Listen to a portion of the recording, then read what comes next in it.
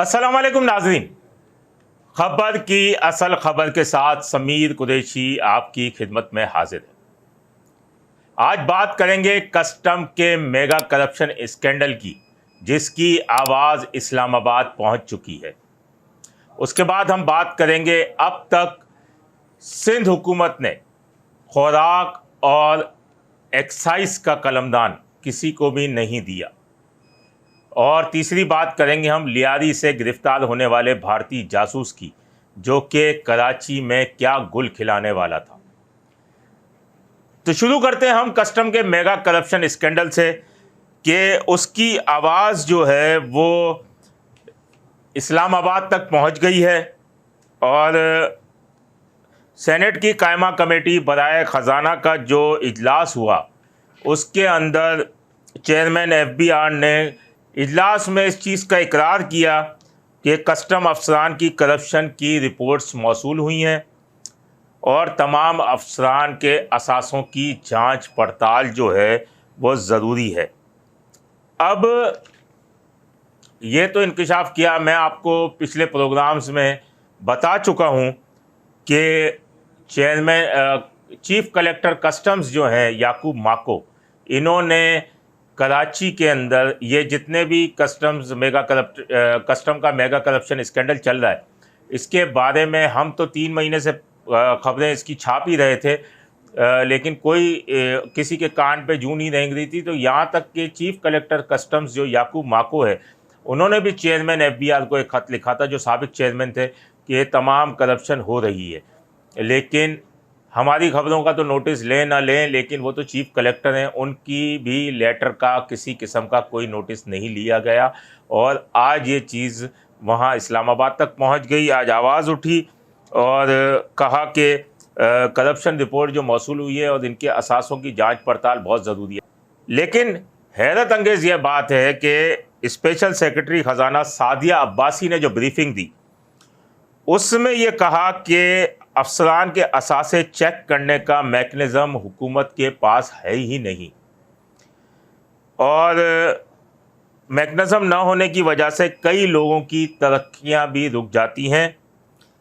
कई अफसरों पर इल्ज़ाम लगता है जिससे उनकी तरक्की मुतासिर होती है। अरकान पार्लियामेंट के असासे ज़ाहिर होते हैं तो अफसरान के भी होने चाहिए। इस्टेब्लिशमेंट डिवीज़न ने इन कवायद में तरमीम करनी है।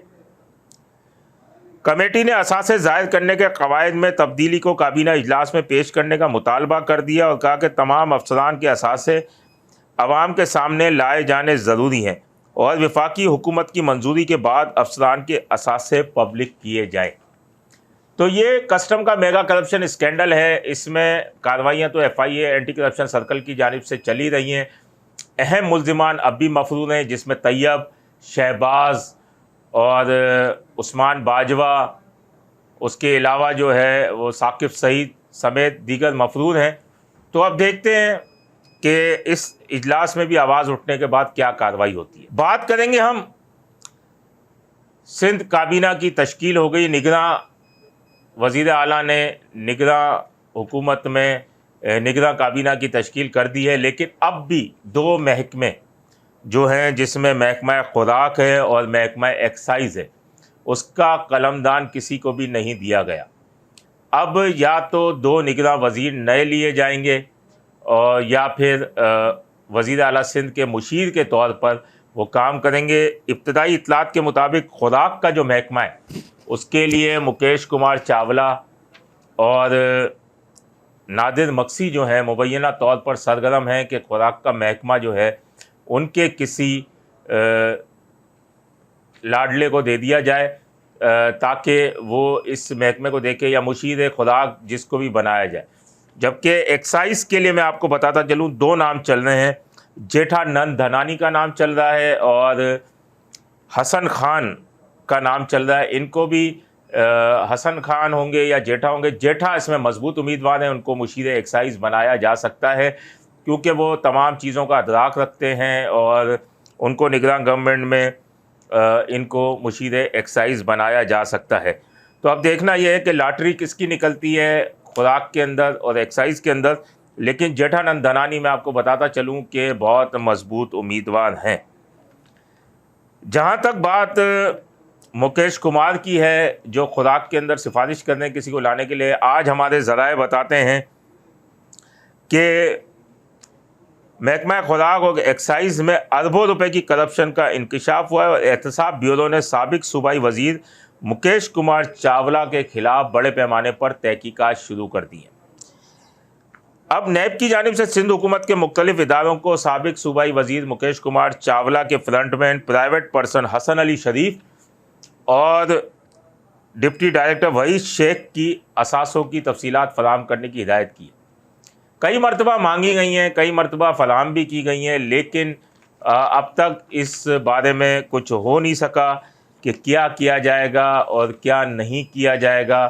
یہ تمام چیزیں اسی طریقے سے چل رہی ہیں۔ اب شاید دیکھیں نگراں حکومت میں جو طلب کی گئی ہیں تو اس کے کیا نتائج نکلتے ہیں۔